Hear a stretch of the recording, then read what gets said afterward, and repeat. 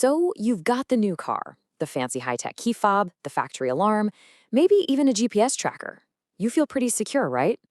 But what if I told you that the very technology designed to protect your car is actually its biggest weakness?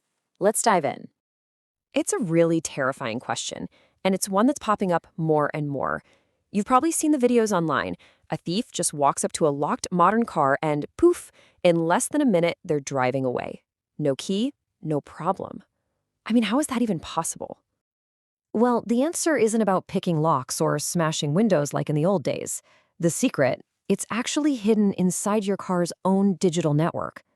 Thieves have figured out how to speak your car's language, and they're using it to whisper one simple command: start. Okay, so to really get how they're pulling this off, we've got to talk about something called the CAN bus. Now, I know it sounds super technical, but the concept is surprisingly simple, and it is the key to this whole new wave of car theft.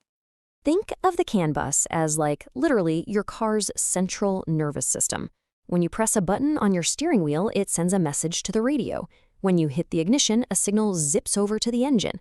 It's this constant digital conversation happening all the time. And here's the problem. This system was never really designed with security from outsiders in mind. All right, so here's how the modern heist goes down. Thieves don't even bother with the door.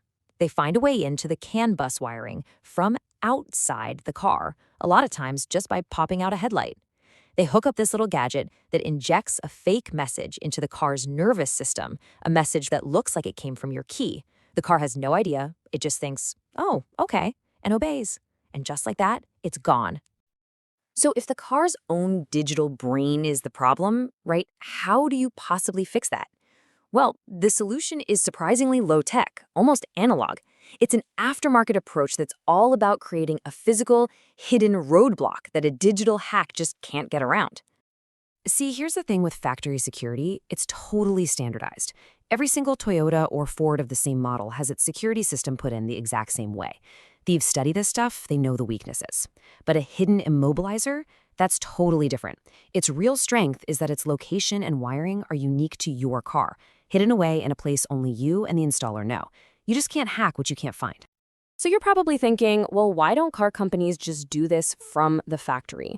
And honestly, it all just comes down to logistics. Manufacturers are pumping out millions of cars on these massive assembly lines. They can't just stop the line to create some unique hidden security setup for every single vehicle. It has to be standardized.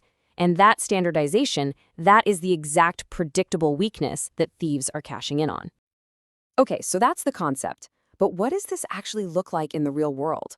We've talked about the theory, so now let's use a real-world example to answer some of the big questions you're probably asking right now. All right, this is the million-dollar question, isn't it? How does a little device like this actually stop that sophisticated CAN bus attack we just talked about? So get this. Even if a thief does everything right, they get into the CAN bus, they send that fake start signal, this device physically interrupts that command before it ever reaches the starter motor. It's a dead end. And to beat it, the thief has to completely change their game plan. Suddenly, they're not a cool hacker anymore. They're a greasy mechanic. They have to physically hunt through your engine for a device they don't know exists, try to figure out its custom wiring, and then try to bypass it, all while the alarm is screaming and the clock is ticking. And this is the really crucial point here. We're not saying it's like Fort Knox impossible to bypass if you had unlimited time and a nice, quiet workshop. We're talking about a real-world theft. A thief on your street has maybe, 60 to 90 seconds before they get noticed?